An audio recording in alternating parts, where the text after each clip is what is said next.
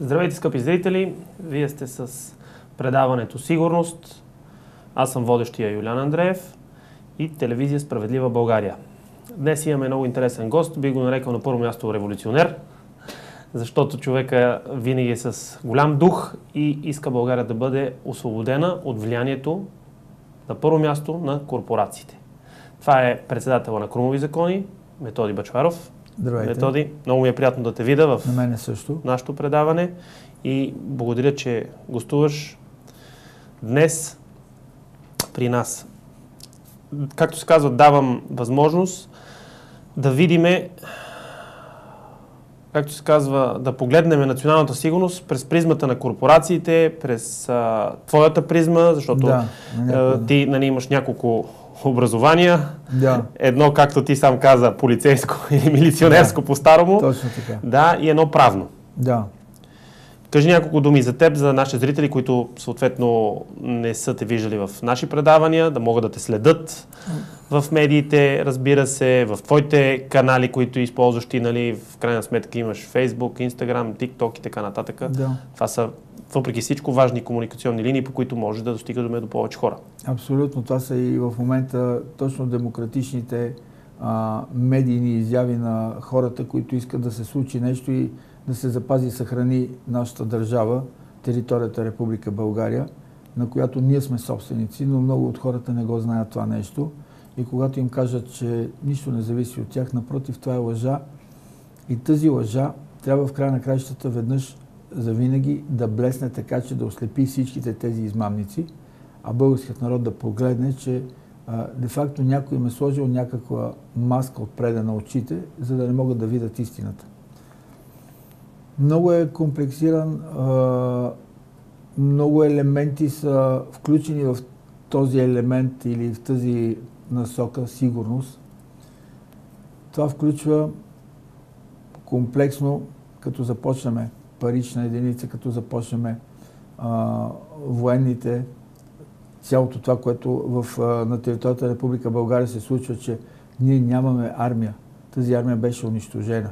Ние бяхме една от най-силната армия на Балканите, обаче в един момент се оказа, че ние вече нямаме никаква армия. Ние трябва да разчитаме на защитата от чужди сили, което автоматично ни вкарва в дълг, защото ние трябва да си плащаме за тази защита. И какво се оказа? Дойдоха едни хора, които се нарекоха демократи, Само, че те са тъмно-червени. Нека да ви подсета, че в крайна сметка те се пишат за демократи, но в същото време са... Да, дали са тъмно или светло, за мен са кърваво-червени, защото това нещо се извърши с кръвопролития, и то много кръвопролития, които кръвопролития минаха зад маската на една мафиотска надпревара за узурпиране на властта. Това нещо се случи, вече виждаме се 35 години. Преход. Престъпен преход, трябва да кажа, защото той не е преход. Преход е да преминеш през нещо, но когато е престъпно, това си е престъпление. И най-важното като елемент е хората да разберат, че има една възможност в правната наука, в която се казва мълчаливо съгласие. И точно там попадаме. Тъй като те правят престъпленията, ние седим и мълчиме. По този начин ние ставаме съучастници на тези престъпления. Това нещо трябва да се спре веднъж завинаги. Защо? Защото аз не знам някой да иска да отиде да извърши престъпление с престъпника и после да се оплака от престъпника. Защото точно това се случва. Това е пресен пример. Извинявам се, че ви прекъсвам, но това е пресен пример в момента в България, както вие казахте в последните 33, 34, 35 години да го наречеме. Да. Точно това се случва. Тоест, ние легитимираме едни престъпници, които се качват отгоре на властта, дерибействат, правят си каквото искат и ние в същото време не им търсиме сметка. Да. И после казваме, че те са виновни. Добре, в случая не е ли вината в нас, в народа, защото той не си търси правата?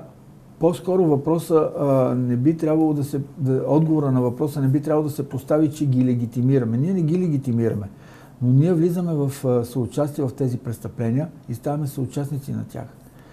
По какъв начин е този механизъм, за да станем ние съучастници? Значи ето, примерно на последните избори. На последните избори ясно се даде на суверена, че такива избори не се провеждат. Или де-факто провеждат се, но зад булото на легитимни и достойни избори, което не се случва. Видно от видеята, които се качиха от директната на видеонаблюдение. Да, видеонаблюдението на циковете, на риковете, в крайна сметка те имат. Се вижда как хората от секционните избирателни комисии попълват след това допълнително. Празни бюлетини, те си ги попълват с правилния номер и започват да ги слагат в общата купчина. Нали? Което какво говори? Чуваха се гласове, тези ми искат толкова, тези ми искат толкова. Да. Въпросът е такъв. Това нещо говори, че тук има корупция. И тя е навсякъде. И тази корупция трябва да спре, защото иначе ние какво правим? Приливаме от пусто в празно. Ако това нещо не спре, ние никога няма да се оправиме, няма да излезем от кълта.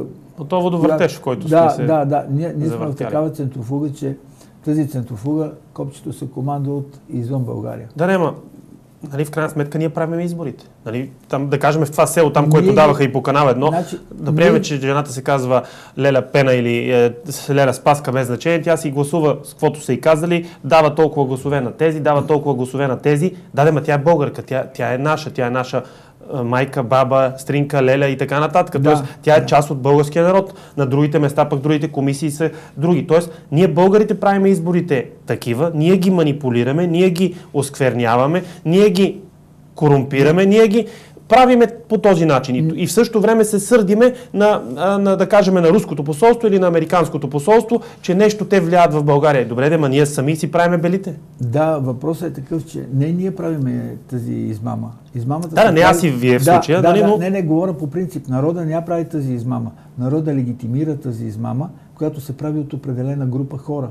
Която група хора от 35 години не могат, и аз не виждам други да са дошли, които да са влезли в управлението, различни от тях. Те не ги допускат. Има много други. Даже, нали, аз бях кандидат за народен представител, вие бяхте кандидат за народен представител.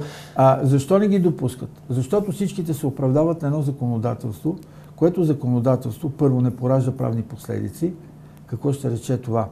Значи, то първо противоречи на Конституцията.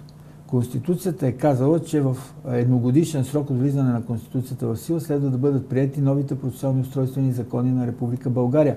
Това, което формира държавата и какъв ще е процесуалния ред оттам нататъка. Новия процесуален ред, за който всичките твърдят, че било пазарна икономика. Не, това е грабителска икономика, грабителска политика. Ние нямаме пазарна икономика.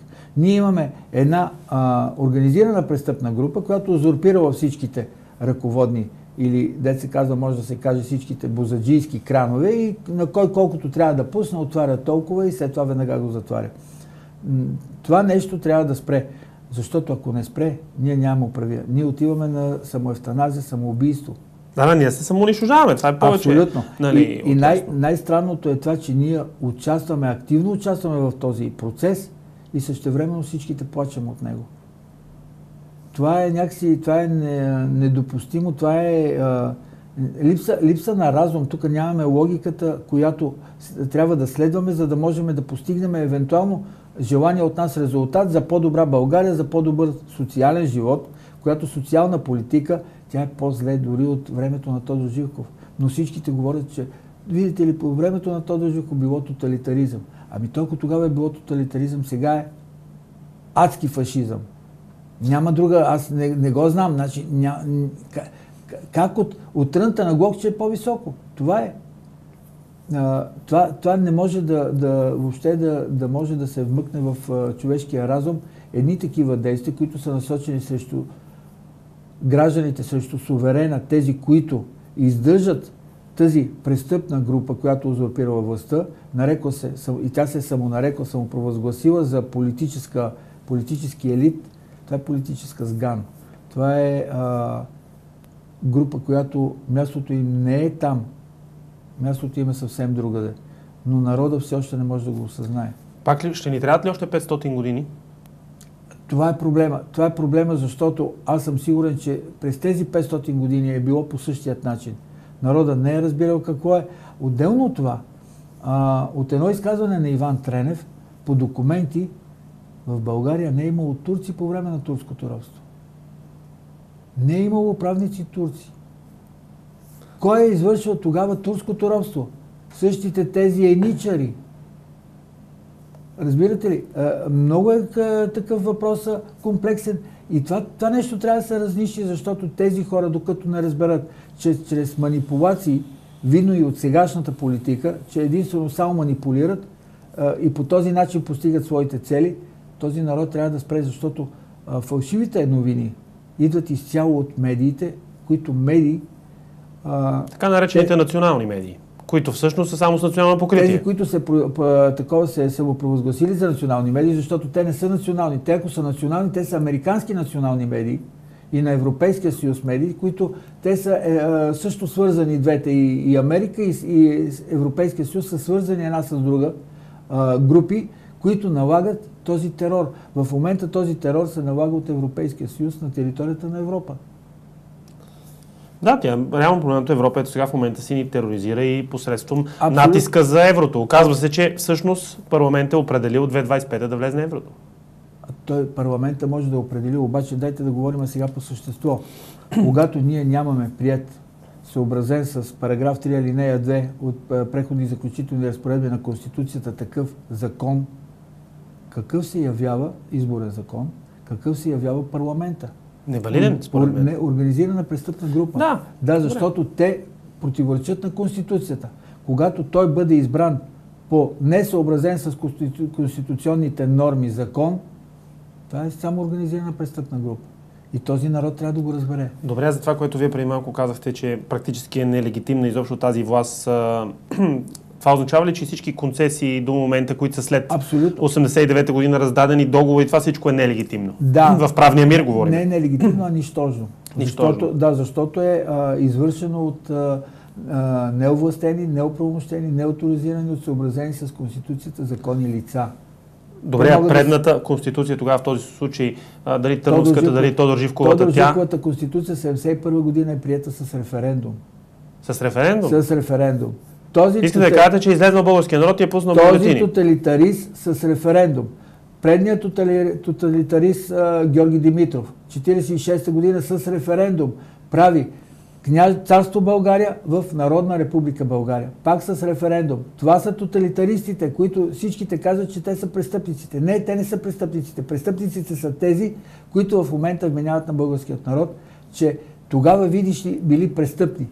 Всичките тези действия. Няма такова нещо. Разбирате? Добре, как ще влезем от тази клопка? Има убийства, които се извърши, но тези убийства са правени по същия начин, както сега. С цел да се завладее властта. Естествено, отделно аз също много пъти съм разнищвал въпроса, понеже на мен дядо ми е изчезнал от 44-45 години. Той е бил свещеник от село Горна Василица и най-вероятно е бил неудобен.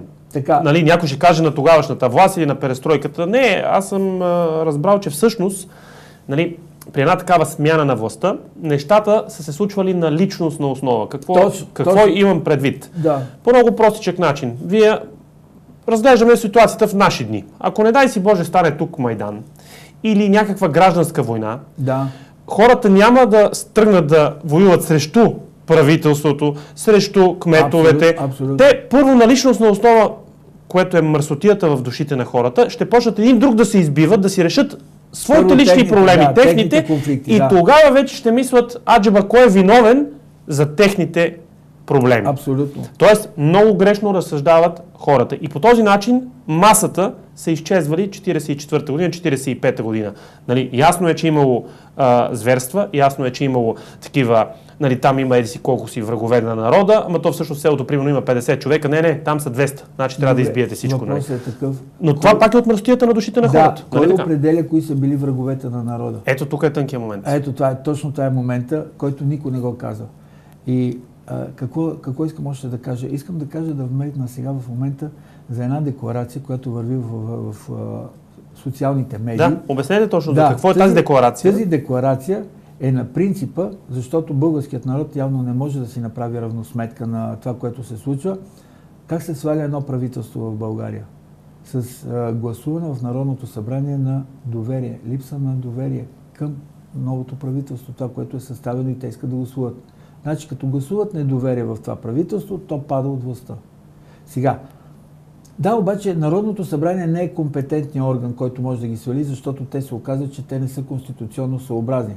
От друга страна... Тоест, извинявам се, че ви прекъсвам в този ред на мисли. Това означава ли, че всички партии, които са регистрирани след 89-та година, са нелегитимни? След 91 година. След 91-та, да. Да, защото след 89-та година БСП, СДС, ДПС,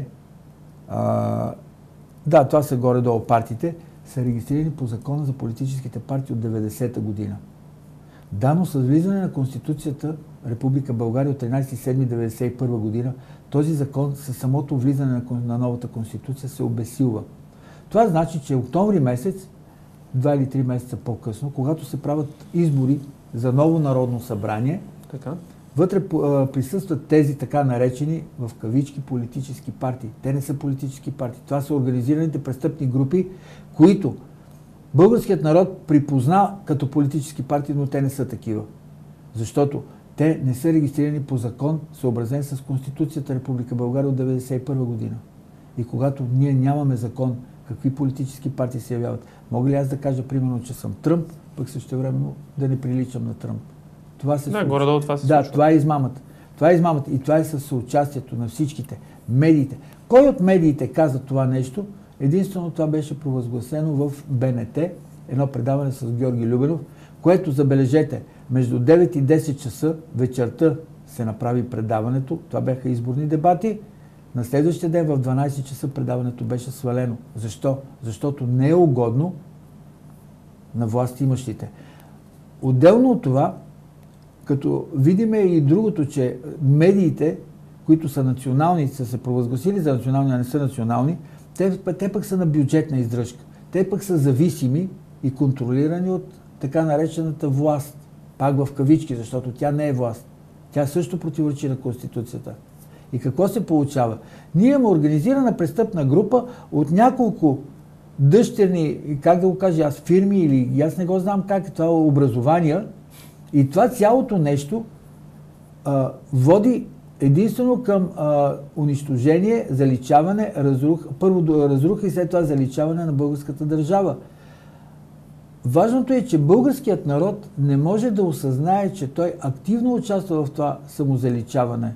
Да, с неговото съгласие се случва. Абсолютно. Както виждаме, не се случва нищо насилствено. Да, да. Няма като в Украйна, да кажем, примерно, или бомби, или като в Палестина. Виждате там какво се случва в момента. Изравняват ги с земята. Там един геноцид.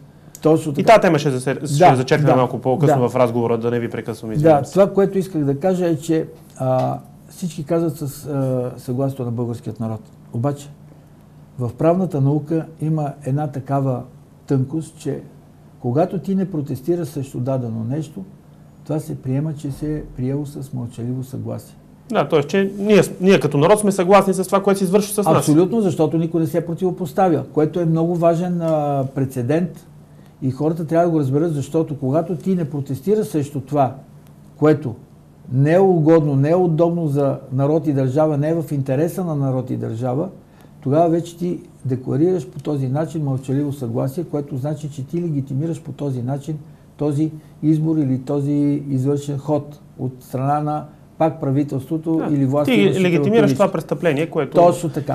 Което пък автоматично те прави на съучастник. Тоест, горе-долу тук мога да вметна една много хубава приказка на Христо Ботев. Да. Народ, който търпи правниците си, той не е жертва, той е съучастник. Точно така. Точно така. Същото е. Нали за едно и също нещо говорим? Мълчаливото съгласие. Ама той кога го е казал Христо Ботев? Явно по-рано е прогледнал човек. Нали? Да. А той между другото сега го спрягат доста често, че е бил и комунист в интерес на истината, бил и масон, в същото време е бил и вярващ християнин, т.е. сякаш е бил на първо място българин преди всичко и може би е влизал като агент във всяко едно такова движение, за да може да черпи информация, защото очевидно, че в момента масоните управляват света. Дали е така? Малко силни думи ще кажа защо. Първото, което е, той не е влизал като агент. Той е влизал да разбере едната, според мен, и другата страна, за да може да хване същността, средата, което е правилното за българският народ и държава. Това е което да защитаваш интереса. Аз това им пред като агент на българската държава, която тогава е започва да се гради. На българския народ. На българския народ. Точно така. Защото в крайна сметка ние тогава може би не сме имали държава, да го наречем в този си аспект, който мислиме, че трябва да. Да, и в подкрепа на това, на този извод, мога да кажа, че Иван Тренев изнесе едни много добри данни, с които каза, че в България турско робство не е имало, защото не е имало турци. Турското робство се е налагало чрез еничарите. Тези, които са били българи по происход, но българо-убийци по своята същност. Горе-долу като тези, които в момента управляват. Нали? Абсолютно, точно така. Това са били тези, които са се продавали точно като момичетата на околовръстното. Да, много неприятна ситуация, в която... Много неприятна. Ние сме в един капан, реално погледнато. И капана ние го държиме. Да. Лошото е, че държиме си въжето и си го опъваме и викаме за душа, обаче опъваме. Това е много лошото, което българският народ не иска да го осъзнае. Добре, и сега с тази ваша декларация, която сте подели като инициатива, как ще се справиме? Какво да направим с тази декларация? Откъде да я свалиме? Как да я попълниме? Къде да я внесеме? Нали, тези неща са важни да ги разясним на нашите зрители, за да може повече хора да се събудат, дай Боже, и нещо да се случи в тази държава. Всеки български гражданин, който иска и милее тази територия, наречена България, негова родина, неговия дом, защото това е дома, който той живее и не се чувства чужденец, но по стечение на обстоятелствата и с неговото съучастие, той де-факто се явява точно като чужденец на тази територия. Защо? Защото той легитимира едни личности, които казват, ние сме властта, а те въобще не са такава власт. По този начин ние пък суспендираме Конституцията. Защо? Защото Конституцията е основен закон. С разпоредбите на член 5, алинея 1 и алинея 2, Конституцията сама обявява и изважда от употреба цялото законодателство, прието след 13.7.1992 година. Добре, айде сега да погледнем назад. 2007 година, 6 или 7 година се приема този гражданско-процесуалния кодекс. Така. До 2006 и 2007 година всички процеси съдебни са се основавали на гражданско-процесуалния кодекс, приет преди това, по времето на Тодор Живков. Той де-факто е бил обесилен. С влизане на новата конституция той не е съществувал и не поражда правни последици, но ние, видиш ли, възоснова на него съдиме хората. Така, отделно от това, наказателният кодекс е от 1968 година. Продължаваме да съдиме хората според норми, които са определени от една власт, която е обявена със закон за престъпна. Закона за обявяване на комунистическия режим за престъпен. Колко по-голями престъпници трябва да са тези, които прилагат законодателство, което е обявено за престъпно? Колко трябва да е невеж народа, за да седи и да мълчи и да приема това с мълчаливо съгласие? Именно за това тук е елемента на момента, в който тази декларация, за която говоря в социалните медии, в социалните страници, влиза в действие. Ти декларираш липса на доверие в тези институции, в органите, които са предвидени в Конституцията Република България. Когато го декларираш това нещо писмено и имаш насрещния документ с входящият номер, както е отправен до президента, той е длъжен по тази декларация вътре, пише да уведоми всички органи и институции. Добре, той ако не го направи, какво правим? Отговорността си е негова. Идва властта, българският народ, идва гражданското такова неподчинение, да. Идва гражданското установяване на един, както казват хората, народовластие. Ние по Конституция сме в народовластие. Защо?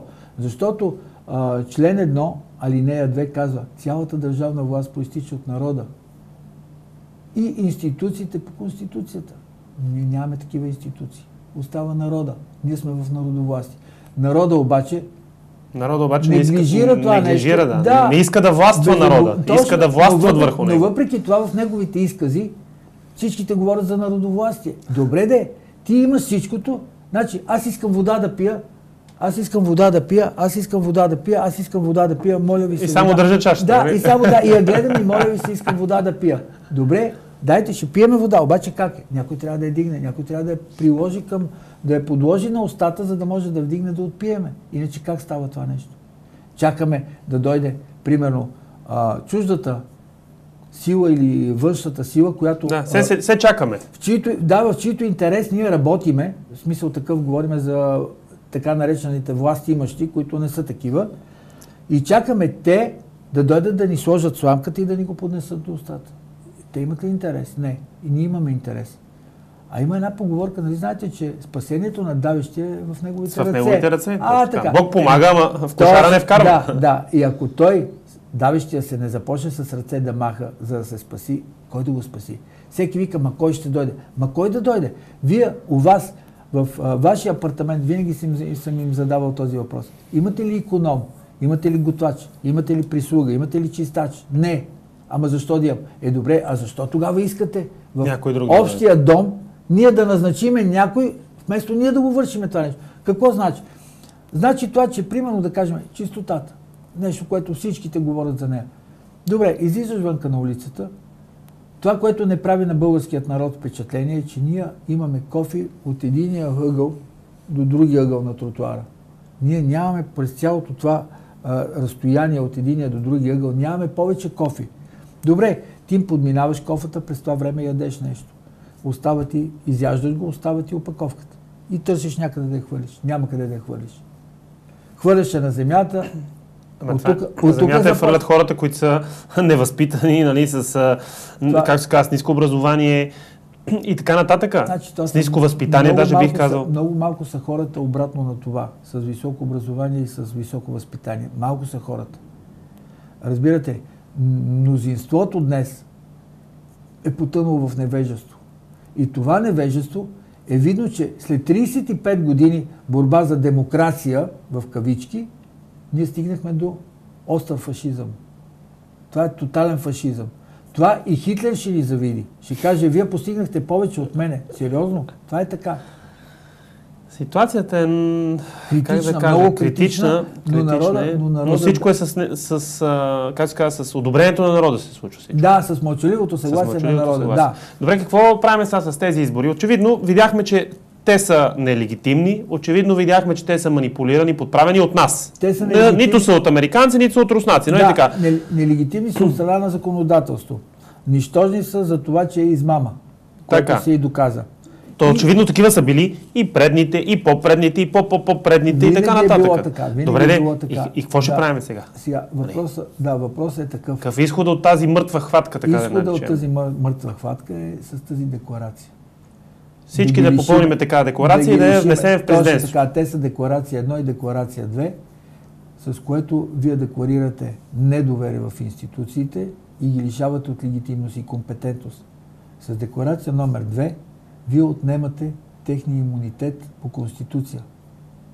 Те го нямат, но вие пак, за да не... За всеки случай ги уведомявате. Уведомявате, че те нямат. Да, за да избегнем това мълчаливо съгласие, вие трябва да ги уведомите и да кажете, отнемам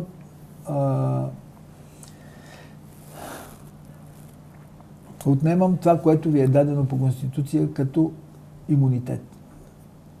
Ако това нещо не го направиме, те могат да се позволят, ние имаме имунитет по Конституция.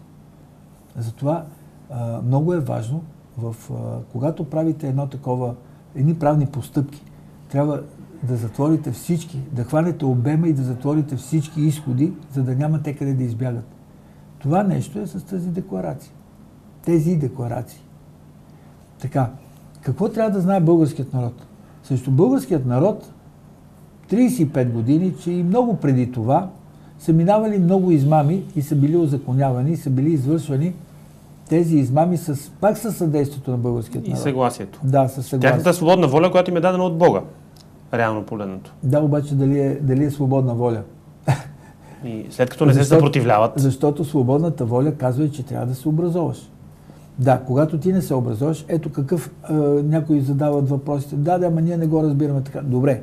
12 години аз хода на училище. 12 години и вие ходите на училище. Защо аз имам повече знания от вас? Къде е разковничето? В вас. Причината е във вас самите. Да, когато вие не искате да се образовате, няма кой да ви образова. Той Платон го е казал. Невежи са тези, които са решили да си останат такива. И в случая никой не е виновен. И в случая мнозинството е останало невежо, защото е решил... По негово желание. Абсолютно, по негов избор. Най-лесно е да кажем, нали, манипулират ни посредством мас-медиите, манипулират ни посредством храната, манипулират ни посредством телефоните, манипулират ни посредством еди кой си. Да, окей, ама ние го позволяваме, нали, в крайна сметка. Кой държи дистанционното? Нали, така, кой държи дистанционното? Кой държи телевизора? Кой държи телефона? Тези всички неща, те са много важни, които българският народ някакси ги неглижира, а те са разковничето в целия разговор и в цялата работа, когато седнеш някой човек да говори, защото най-лесно е да обвиниме някой. Нали, аз винаги съм казал, заставам, гледам и сега напоследък в последните избори, имаме да приемеме, че имаме, да кажем, основните партии, които ушким управляват, нали? Да. Имат лидери и... Те не управляват, те служат. Да, те служат на корпорации най-вече. Да. Аз съм обяснил, че е на корпорации. Да. И това ние ще пообясните малко повече, защото в крайна сметка нали, Vanguard, BlackRock, нали, това са най-големите корпорации в света, които управляват реално погледнато не само мас-медиите, а и масите, очевидно, посредством пазаруване, посредством абсолютно всичко. Но това сега ще го разнищаме като тема. Мисълта ми беше такава. Това нещо се случва само и единствено с съгласието на хората. Абсолютно. И когато ние обвиняваме, че да кажем, примерно, господин Борисов е виновен, или господин Пеевски е виновен, или господин Доган е виновен, или Румен Радев е виновен, ние 4 човека да хвърлиме вината върху 4 човека за целия крах на държавата, при положение, че видяхме в секциите, го нямаше нито Борисов, нито Пеевски, нито Доган. Той не слагаше отметките. Отметката я слагаше, да кажем, Леля Спаска. Да, която Леля Спаска сега трябва да е в затвора. Но когато има общество, тогава ще е в затвора. А ние показваме, че нямаме общество, което да ги вкара в затвора. И тук има една много хубава, пак ще използвам, нали, ще цитирам Левски, за да има чиста и свята република, трябва да има народ, а не публика. Ние сме се превърнали в публика, гледаме как хубаво BTV ни подават информация, как ни показват. Но ето, в случай този път аз не мога повярвам как дадоха истината. Този път те дадоха наистина как се манипулират изборите. По националните... Те БНТ. Да, по БНТ. И по BTV после го даваха. И по BTV после го даваха. Няма къде да го няма, нали, то вече щом главната е легитимирала нещата, нали, по-малките ракови образования, така ги наречем, те почват, нали, вече да показват нещата. Няма къде да избягат. Нали.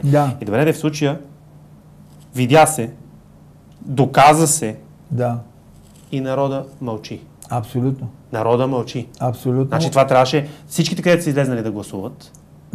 Не само които са излезнали да гласуват. И тези, които са несъгласни, които 70% не излизат да гласуват по тази същата причина. Защо сега не излизат да покажат? Така. Ето сега е момента да кажат, ние сега вече излизаме, не подкрепяме тази система, тази партокрация, която управлява. Да. Не я приемаме, не я искаме, излизаме и се заявяваме, блокираме държавата, да кажем, за 1, 2, 3 или 5 дена, 70% това са, да кажем, примерно 3 милиона души и половина, примерно. Излизат, блокират държавата за 3 дена и тази система трябва да я променим. За 3 дена държавата може да се оправи и да мине в ръцете на народа. И народа да си приеме управлението. И народа трябва да поиска.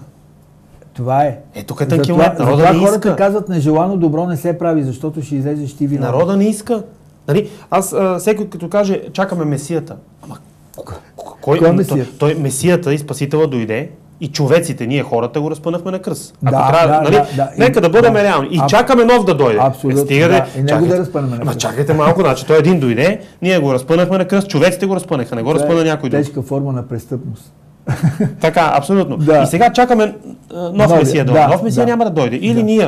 Или ние като народ се единяваме и нещо вършиме заедно, или нещата тотално пропадат. Да, можем да кажем, че може би месии са идвали, но пак с мълчаливото съгласие и от управляващите, те са били разпънати на кръст. По един или друг начин? Да. Въпросът е такъв, не в буквалния смисъл, но разпънати на кръст. Какво искам да кажа? Искам да кажа това, че примерно да кажем Христо Ботев, както се говори, Васил Левски, всичките тези, Раковски, Панайот Волов и така нататък. Вазов, да. Тези, които са правили опит да събудат това, аз не знам, този народ... Заспал народ. Аз ще го нарича заспал, защото материал е добър. Нали, грешната дума на господин Борисов, нали, лош материал, тя не е правилна. Той не е заспал, защото той вижда всичко, но не го осъзнава вътрешно, защото липсват знания, за да може да направи извода. Как загубихме тези знания?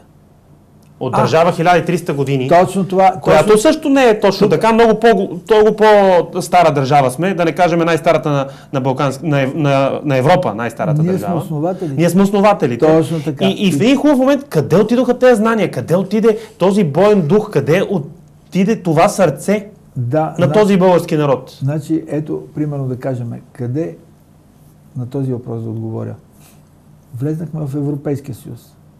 Нямаме, загубихме икономика. Ама как влезнахме? Някой пита ли дали искаме да сме там? Казвам, нека да приемем, че сме влезли така, както трябва. Да, може би думата е вкараха ни. Като в НАТО. Принудиха ни, да. Влезнахме в НАТО. Нямаме армия. Добре, обаче никой не може да даде отговор на въпроса. Къде влезнахме, че си загубихме акъла? Ние сме най-интелигентната нация на тази планета.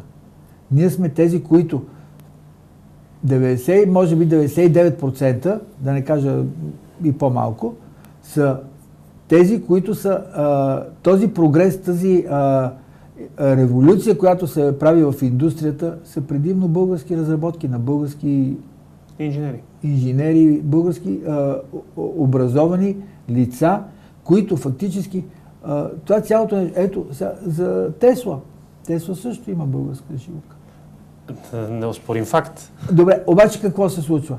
Тесла доказва, че е прав, доказва, че има неща, които трябва да бъдат и са революция в новата икономика. Убиха го, нали така? Изчезна, случайно. Случайно изчезна, да.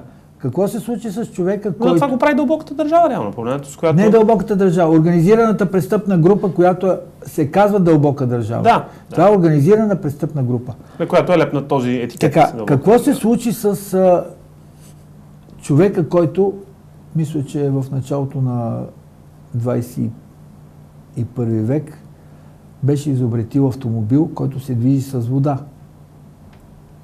Мисля, че и той изчезна някъде. Да, безследно всичко изчезна. Така. Добре. Ако направим една равносметка, ООН е създаден 40... не си спомням точната година, но тя е създадена уж за умиротворяване, за поставяне на мирни отношения на планетата и да няма войни и така нататък. Знае ли някой колко дни на Земята след създаването на ООН не е имало война? 3 дни. През цялото време сме във война. 3 дни. Различни локални войни. Абсолютно. И във всичките, ако погледнем, участва световната полиция САЩ. Кой е опълномощил, кой е оправомощил, кой е овластил тя да ходи да раздава правосъдие? Точно така. Това е много сложна тема. Тя може би е леко така вързана и с корпорациите, което е и темата на нашето предаване. По този начин, да. Значи за корпорациите можем да кажем следното. Да. На територията на Република България всичките, които ние знаем, че са държавни институции, са регистрирани търговски дружества. Някой ще каже, какво от това? Не е какво от това. Защо? Защото тези търговски дружества в търговският регистър, както в българския търговски регистър, всяка фирма регистрира приходи от продажби. Така. Сега, ако започнем така, Народното събрание има 29 милиона регистрирани приходи от продажби, 29 милиона долара в търговският регистър на САЩ. Някой може ли да отговори на въпроса, какво прави това Народно събрание? Шие гоблени, пластмасови играчки ли прави? Не знам. Филтри за автомобили ли произвежда? Да. Какво произвежда, че има регистрирана такава продажба такава печалба от продажби? Какво продава? Какво продава? Да, тя нещо трябва да произвежда. Никой не си задава този въпрос. Добре, да вземем и това да го махнем настрана. Обаче, когато вие регистрирате приходи от продажби в българския търговски регистър, вие дължите данъци на тази държава. Идва момента същото това акционерно дружество Народно събрание, което ние смятаме, че е държавна институция, то не е държавна институция, тя е длъжна да плати на Америка данъка върху приходите от продажбите. Откъде ги плаща? Чии пари плащат тези данъци? Отделно от това, ние сме подчинени по този начин на Конституцията на САЩ и нейното законодателство. А това е федерална конституция. Ние не сме федерална държава, за да регистрираме нашите държавни институции като търговски дружества, което фактически ни прави колониално управление, ние сме колония на САЩ. Ние сме в корпоративно управление, ние не сме в държавно управление, така както се казва в това. Защо? Защото държавата не трябва да е зависима от друга държава или от други конституции. Искате да кажа, че ние сме си изцяло корпорация. Не корпорация, ние сме корпоративно, с корпоративно управление и зависимо от Америка, Конституцията на Америка и законодателството. Добре, хем сме в Европейския съюз. Европейския съюз също е плод на... Той е плод пак на този тип корпоративно управление. Това е дъщерната фирма на САЩ, която чрез САЩ, чрез Европейския съюз, Европейската комисия също е регистрирано търговско дружество. А това не е ли направено с цел просто да се урегулират, както се казва, икономическите отношения между държавите? Добре, защо тогава е необходимо да се плаща данък печалба? Ето това е тук тънки момент. Ами, това не ни ли задължава и да спазваме тяхното законодателство? Задължавани. Добре, ама имам друг въпрос. Когато сме задължени да спазваме тяхната конституция и законодателство, чии интереси защитаваме? С най-вероятно на електората на суверена на Америка или на България? Не, със сигурност не. Това е също както беше, когато гласуваха за това да имат право лица с двойно гражданство да бъдат народни представители. Нали? И чии интереси ще защитават, когато те... на кое гражданство сега? Кое ще бъде първичното? Дали е това по рождение или това, което е получил след рождение си, което е бил на специализация някъде? Нали? Аз ще отговоря на по-силно или то, който дава корупция? Този, който дава парите. Точно така. Така да и тогава в този случай имаме една поговорка. Който плаща, той поръчва музика. Стара българска. Точно така. Аз даже обичам доста често да казвам, че всъщност българския народ, когато научи един човек, когато научи всички български поговорки, не му е нужно да ходи нито в университет, нито в училище, защото знае всичко за живота. Да, точно така. Правилно. Знае всичко за живота. Е казано, така е. Реално погледнато всичко друго, иначе училището в днешно време е направено, както им е казал дявола, както аз обичам да казвам, изцяло точно постригване и профилиране на добре послушни икономически роб. Никакво различно мислене от това, което те ти кажат. Не училището, а тези, които управляват училището, са тези, които подстригват и заглаждат мозъчните гънки на поколенията, за да може да си правят с тях каквито искат манипулации. Много неприятно, между другото, в тази тема леко ще изкоча за корпорацията, но тя е важна. Как се случва днешно време нещата в образователната система? Нали, ние трябва да произвеждаме кадри, за да храниме бизнеса. С кадри, нали, така да може бизнеса да работи. Обаче какво се получава сега? Какъв е стимула едно училище да произвежда кадри, когато тези кадри после ще бъдат откраднати от чужди корпорации и те ще работят за чужди интереси и ще вкарват финансови плюсове в чуждите корпорации, не в българските? Въпросът може би е неправилно зададен и ще кажа защо. Според мен трябва да се зададе въпроса така. Кое училище създава кадри, които да бъдат внедрени в българската икономика? То няма българска икономика. То няма... Нали, Добре, да, но ние по някакъв начин трябва да я развиеме, защото иначе ставаме вовеки веков потребители. Значи, каквото ми се даде... Това е целта. Да, точно за това говорим, че фактически, когато това е целта, човек трябва да си направи извода, че това нещо води до подчинение, до робство. Каквото ти дадат, точно това ще консумираш, това ще ползваш, това ще караш, това ще ядеш и така нататък. По същия начин и с храната. И тук е хубаво да вмъкнем Агенда 2030 на ООН-то, която казва, няма да имате нищо, но ще бъдете щастливи. Точно така. Което е много показателно. Всички говорят за устойчиво развитие, но никой не каза какво значи устойчиво развитие. Никой не говори. Ето това значи устойчиво развитие. Няма да имате нищо. Всяко едно нещо ще си го плащате и ще бъдете щастливи. Това е робство. Това е чисто робство. То доскоро дочух, че не съм сигурен дали ППДБ или съответно Спаси София там или други симпатични такива жълтопаветници, умно красиви, момченца с тротинетки, които ушки му управляват София. Ние виждаме София в какво се е превърнала. Дочух, че ще ли да дават празните апартаменти на хората, които си ги закупили, да ги дават на емигранти, на нуждаещи се хора. Т.е. отнемат твоето жилище, което ти си плащаш, нали, взел си кредит за него, стриктно отиваш, вноски, всичко и така нататък. И те ще ли да ти го вземат, защото ти не го ползваш, а го отдаваш под наем, те ще ти го вземат и ще го дадат на някой нуждаещ се, без да те питат. Значи причината не ни интересува за какво ще го направят. Интересува ни действието. Действието е нова национализация на имотите в България. Това е национализация. Вие знаете ли, че... Добре, защо не национализират нещата, които бяха откраднати? А ще национализират това няма такъв закон, жилище. това няма такъв закон. Точно това ги прави престъпници. Всичките говорят за приватизацията, че е престъпна, но никой не знае да каже защо. Аз ще ви кажа защо. Има обяснение, защо е престъпна? Закона за държавната собственост в член 5 алинея 3 казва така.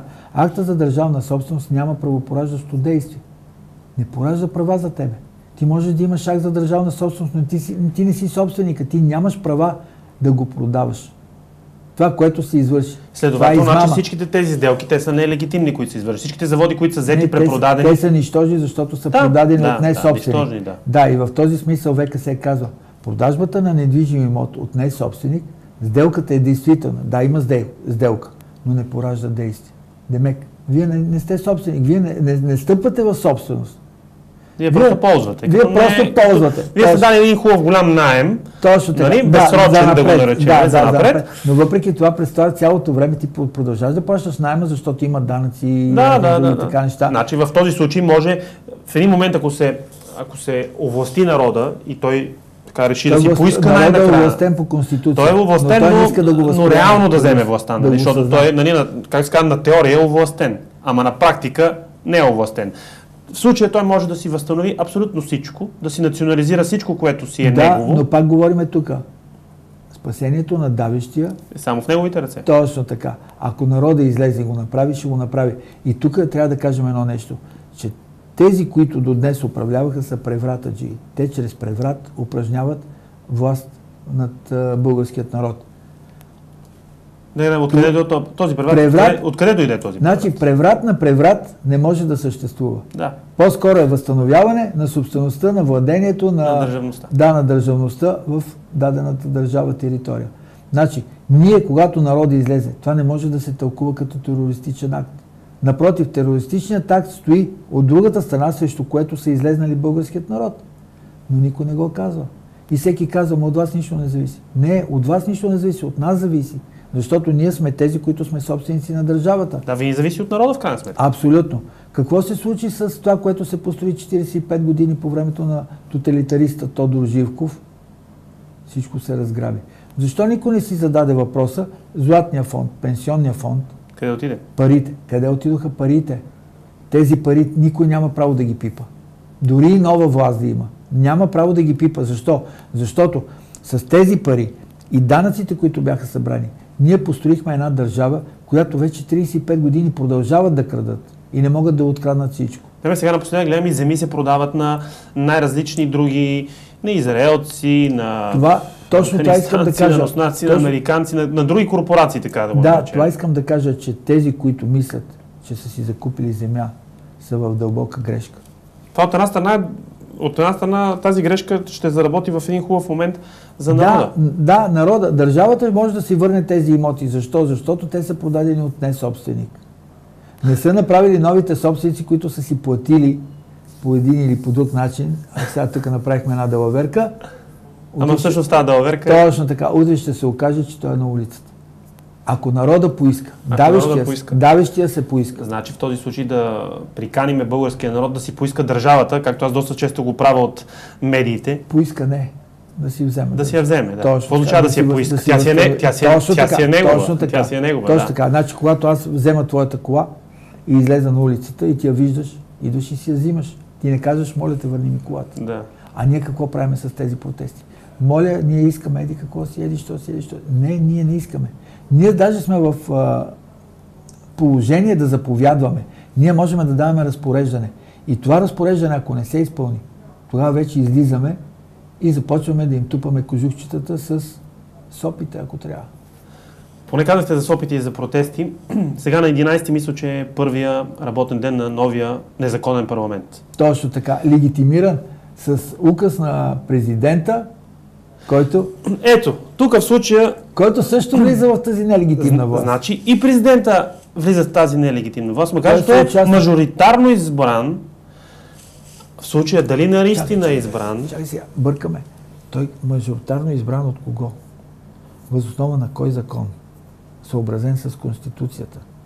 Ние нямаме такъв закон за президентската власт. Да, ние имаме в Конституцията посочен президент, ама как ще бъде избран? Ние нямаме процесуални устройствени закони, които да легитимират изборния процес. Ние имаме едно лице, спуснато отгоре, сложено. Така, и казват, вие го избрахте с толкова гласове. Ама как го избрахме? Когато това противоречи на Конституцията. А Конституцията с член 5 казахме алинея 1 като върховен закон и алинея 2, че се прилага непосредствено, изважда от употреба този президент и му казва, ти не си тука, отивай си. Но българският народ седи и мълчи. Добре, и какво правим в случая? Ние да легитимираме или да сложим нов президент, или да сложим човек, който наистина да бъде избран от народа? Първият инструмент, който ни трябва, е попълването на тази декларация. Декларация 1 и декларация 2. Точно така, с която ние декларираме. Добре, откъде може да я свалиме? Дайте да кажем на Има я в радио и телевизия Свобода, Истина и свобода. Има го качено. Може да се свали тази декларация. Има го и по социалните страници, навсякъде почти е качено. Който желае да съхрани и да опази държавата си и бъдещето, не само на себе си, на децата ни, но и на поколенията, не на децата. Т.е. да им завещаеме, точно така, и да им завещаеме държава, тази собственост, която е наша, родина. А не някакви такива престъпни елементи, които се опитват да ни внушат, че те са продали. Те нищо не могат да продадат, защото никой не ги овластил, не ги оправомощил, не ги оторизирал да извършат такава продажба. Единственият легитимен по материалното право е собственик, а това е суверена, това е народа. Когато не собственик продава, той заблуждава дори и купувача в случая. И двамата. Той прави измама. Да, той прави измама. Така. Добре, какво правим на 11 в този случай? 11? На 11 искам да кажа, че ако вие не сте попълнили тази декларация, както и да отидете там, вие може да бъдете обявен за терорист, може да бъдете обявен за много неща. Декларацията е инструмента, който ви трябва в ръката. И да кажете, ето аз съм декларирал липса на доверие към българските институции, тук не допускам никой да влезе без мое съгласие. Това е единственият начин, с Там на място може ли тази декларация? Ще има ли възможност да се попълни от гражданите, от хората? Ами ако има някой да се организира, да я разпечата и да я дава на хората, но те и да я попълнат, те трябва да я пуснат. Да го заявят това нещо, пред така наречената власт, защото ако не я заявят там... трябва да уведоми. И да прекъсне това мълчаливо съгласие, за което говориме. Това е много важно. Защото в правната наука това мълчаливо съгласие много вреди. Това е същото, като мисля, че беше член 47 от ГПК, където казва, ако не бъде намерен ответника или ищеца на адреса, който е посочил за връчване на съобщения, призовки и така нататък, се залепа на стената или на вратата и се брои за получено. И се счита за получено, редовно призован. Това е измама. Да, това е измама, на която мисля, че доста часа лежат и по този начин осъждат хората и почват да им прибират нещата. Така, сега като заговорихме и за това нещо, трябва да споменем също така още една голяма измама, и то в международен мащаб. Това е арбитража. Република България с указ 200, т.е. не Република България, а България, тогава Народна Република България, с указ 284 е ратифицирала този международен договор със следната декларация. България ще признава и изпълнява всички арбитражни решения, постановени на територията на една от страните по конвенцията. Какво ще рече това? Тук нямаме арбитражно споразумение, за което всички твърдат. Арбитражното споразумение е според Европейската конвенция. Да, ама Европейската конвенция е след Ню-Йоркската конвенция. Тук вече говори старейшината, старото, по-старото, което е, а това е конвенцията от 1958 година, Ню-Йорк, която е специално за арбитража. Член 1, алинея 3 казва така. Арбитража разглежда спорове по договорни и недоговорни правоотношения. В недоговорни правоотношения, кои попадат? Непозволеното увреждане. Защо? Защото в правния мир няма договор, с който аз да сключа примерно с теб и да ти извършвам непозволено увреждане. Значи, сключваме договор, да го анимираме, както се казва, хората да разберат за какво става въпрос. Сключваме договор, че аз ще идвам да ви разбивам всеки ден на вратата на апартамента, че ще влизам вътре, ще труша всичко, каквото ми попадне. Няма такъв договор. И това нещо се случва. Така, от друга страна, ВКС, която, видиш ли, на основание член 47 от ЗМТА, обявява масово арбитражни решения, които не са на конфликти на интереси, защото на конфликтите на интереси, тези, които са приближените до властта, арбитражните решения се потвърждават. Но тези, които не са на конфликтите на интереси, се отменят и се обявяват за нищожни. ВКС не е компетентен да извършва тази дейност. Той няма правото, защото ВКС не може да се разпорежда по международен договор. Той не може да разглежда международен договор, какъвто е Конвенцията Ню-Йорк. Той не може да се произнася по тях. Това са конвенционални съдилища, какъвто е Европейския съд за правата на човека, какъвто е арбитража. Който арбитраж е конвенционален съд. Когато той може да разглежда и да се произнася въз основа на международни договори, той също така е компетентен арбитража да извършва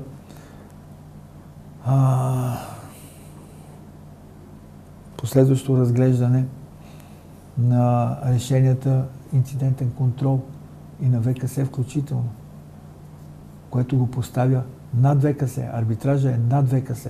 Той е наднационален орган. Значи няма институция в България, която да е компетентна по международните договори, освен арбитража. И затова го прави единствения легитимен на територията на Република България. Защо? Защото той по неговата компетентност и легитимност идва от международен договор. Той не е обвързан с националното законодателство. Когато ние нямаме национално законодателство, какво се случва? Ние нямаме и национални институции. Какъвто е съд, какъвто е полиция, прокуратура, каквато е местна власт, изпълнителна власт, законодателна власт, ние нищо нямаме по Конституция. С две думи си отсъства направо националната сигурност на държавата. Във всяко едно звено. Аз бих казал, че ние въобще не можем да чуем само думата национална сигурност. А дали отсъства или присъства, вече до там няма да стигнем, защото всичкото това нещо е дадено, е поднесено на тепсия на външни сили, което фактически води единствено до заличаване на тази територия. Защо? Защото те се нуждаят от тази територия. И аз тук може би вече имам някои такива съмнения, че на тях им трябва точка от другата страна на България, на земята, противоположно на САЩ, с която да могат да контролират ХАРП. Виждате какво се случва. Всичкото това е последица от ХАРП. Както в Испания, както в други държави, както в България се случи. Това е нещо, което е последица от ХАРП. Много хора не искат да го проумеят. Добре, ХАРПа как работи, в крайна сметка? И свързано ли е с така наречените химични следи, които виждаме в небесата, които някой ги казва, че са кондензационни. Напоследък в доста официални телевизии в чужбина, дори и в Европейския съюз, започват да говорят все повече за тези химически следи официално. Тоест, даже имам чувство, че вече май само в България това се води конспирация. Навсякъде това нещо се води, че е истина. Испания има закон военните да пръскат над гражданите. В Испания има закон, с който се нарежда. Искам да кажа, че испанските военни... Испанските военни... А дали са испанските военни или са натовските военни? Нали, тук, това вече не можем да го тук кажем, защото момент. Трябва да сме вътре в кухнята, за да знаем какво слагаме вътре. Но след като Испания има закон за химическо ръсене, солене на гражданите, това навсякъде се прилага. В целия Европейски съюз случая? Не само Европейски съюз, цял свят. Добре. Така, защо? В случая какво се случва? Минава самолет. Защото в крайна сметка аз напоследък се заглеждам, има едно детско филмче. То не е детско, но е презентирано като детско. Става дума за Симпсъните. Да. Те познаха, че ще има атентат срещу Тръмп. На който между другото трябва да му честиме победата, за което е хубаво. Мисля, че Симпсън, тази поредица не е гадателска. Нали? Да. Тя просто ни уведомява какво се случи. Точно така, за да може да бъдем подготвени, защото как би реагирало едно общество, когато в един момент се случи? Добре, какво се случи с търговските коли? Тия търговските центрове в САЩ? Според мен бяха взривени. Друг ще каже, че имало самолет и ги ударил. Така, то се доказа, че са взривени. Първото, което е, излезе един от ФБР и каза, ние не намерихме части от самолети. Точно така. Нито една отломка. Това е едното. Второто, което по закона на физиката когато имаме една въздушна струя, която създава самолета, за да може да се придвижва, тези водни изпарения отзаде, които са, те се завихрят и правят отзаде следата. Какво се случи? Самолета идва, блъска се в кулата. Следователно, тази въздушна струя трябва да отива и да води тези капки, тези изпарения към кулата. Няма такова нещо. Отвътре избухва и фактически дима от избухването идва навънка. А къде идва тогава струята? Къде отиде струята? Как тази струя така изчезна? Да, къде е и кутията, черната? Къде са черната всички кутия е тези другото. неща? Въпросът е, че ние не можем физически да отговорим на въпроса къде изчезна тази въздушна струя, която трябваше да помете навътре този пушек, който беше от взрива. Ако този взрив не съществува отвътре навънка. Да. Значи, следователно, както Симпсъните ни предупредиха, че ще бъдат взривени колите. Да. По същия начин ни предупреждават, че има и химически пръскания, така наречения chemtrails. Така, тук може би е момент и да вмъкна едно друго нещо, което... Защото Симпсъните дават и захарпа също. Да. Нали? Тоест, нещата са някакси така доста навързани, бих казал, оплетени даже до някакъв степен. Защо е Симпсън като поредица, като анимация? За мен е това, че не можеш да извършваш действия без да си уведомил. Това е вселенски закон, може би закон номер 1 на дявола и на сатанистите. Ние ще ви уведомим какво ще извършим с вас, вече е ваше проблема, вие дали ще разберете. Да, и дали ще го приемете. А никой нищо не прави, така че значи го приемат. Така че, може би тук е една от хитрините, които прилагат те, за да могат да си измият ръцете пред Господа. Защото те много добре знаят. Може би така си мислят, че си измият ръцете. Според мен няма, както се казва, няма ненаказано добро и в случая няма как те да не платят тази сметка. Абсолютно. Защото дявола ги е излъгал. Винаги дявола ги е излъгал тези хора, които вършат това нещо с населението и с хората. Ги е излъгал, че няма да има последствия за тях, защото аджеба те са слуги на дявола. Да, и по-скоро и се уведомили за това действие. Де факто няма престъпление, но не, това е престъпление, защото... Аз също така мисля. Да. Това е много важен момент, който народа трябва също да го осмисли. Добре, възможно ли от този chemtrails да се вдигнат раковите образования? Възможно ли е да има повече инфаркти, инсулти и така нататък? Тоест, възможно ли е посредством това насищане, защото аз съм така попрочел малко информационен поток, който е достъпен, а то вече няма нищо скрито покрито, нали, в днешно време. Това насищане на тази атмосфера, ионосфера, както и да го наречеме, с тези наночастици, графени, стронци, бари, алумини и така нататък, всички тези леки, тежки метали и така нататък. Те не влияят ли на хората? Влияят, но не само те.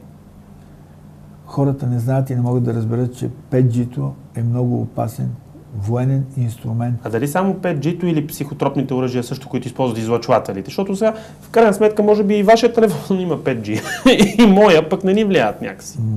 Моя телефон има 5G, за да приеме това, което се излъчва. Което е по-силният сигнал. Какво имам предвид? Имам предвид това, че всичките антени, които бяха сложили незаконно, като с това се извърши подмяна на 4G, ушким с цел апгрейдване на системата, но никой не каза, че за 5G-то специално има едно научно изследване, което казва, че трябва да бъде наложен мораториум за установяването на 5G система на териториите на държавите. Защо? Защото е много вредно за човека, за човешки организъм. Никой не го каза това нещо. И точно по тази причина никой не знае също така, че няма едно издадено разрешително за поставяне на антена 5G. То се води като апгрейд, както го казах вече. Това е подобряване на старата система. Ние сме подложени под една микровълнова решетка. Постоянно, очевидно. Постоянно, да. Която микровълнова решетка може да бъде управлявана от кабинета на лицето Хикс. И когато разконцентрира или увеличи или намали конкретни стойности, предизвиква някакви ответни реакции. Или симптоми, да кажем, на болен човек. Да, по-скоро болести направо предизвиква. Защо? Защото ако някой направи една съпоставка. В момента има увеличение на инсултите в България. И те от какво са породени? Точно така. Каква е причината? Някой работи ли в тази насока? Никой. Защо? Той рака се е дигнал, може би, с 60-70% в близките 15 години. Така, да, но рака, да кажем, в рака специално има една такава подробност, че ние ядеме ГМО. ГМО-то неминуемо води до рак. А защо ядеме ГМО-то? Тук пак тънък момент. Ами защото ние, тези, които ги смятаме за власт имащи, те работят не в интерес на българския народ, а в интерес на своето облагодетелстване, за своето установяване на луксозен живот за сметка на нас и фактически за интересите на тези, които ги държат на тези места.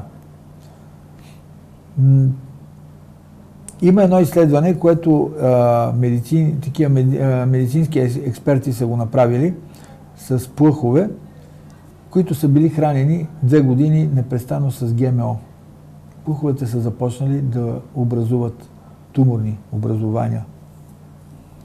Започнали са абсолютно да развиват нещо, което това, което развива и човек. Да, не е нормално. Време. Смисъл такъв.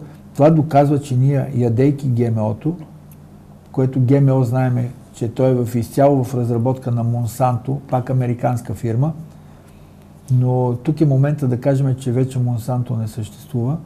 Тя е купена от BASF, Германия. Следователно... Да, това са така наречените мултинационални корпорации, които управляват случая посредством храна, вода, всичко.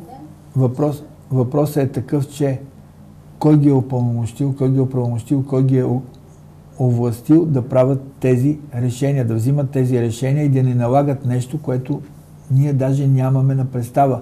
Но пак казвам, тук пак идва мълчаливото съгласие. Хората трябва да разберат, че трябва да спрат вече с това, да седнат на маса, на една ракийки салата и да почват да псуват или да плюват този закон, онзи закон и така нататък. Не излизат и казват, липса на доверие, край, всичко приключва. Не приемаме тази власт, не я легитимираме. Нямаме доверие. Да. Попълват се двете декларации, входират се в президентството. Декларирането на липсата на доверие фактически отнема легитимност и компетентност на тази власт. Мисля, че това е добър завършек на нашето предаване. Пак ще гостувате.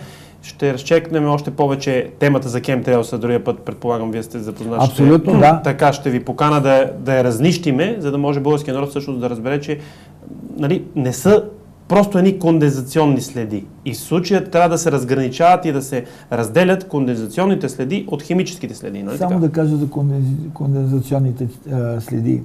Имам едно видео, което самолет лети, остава следа, след него бяла.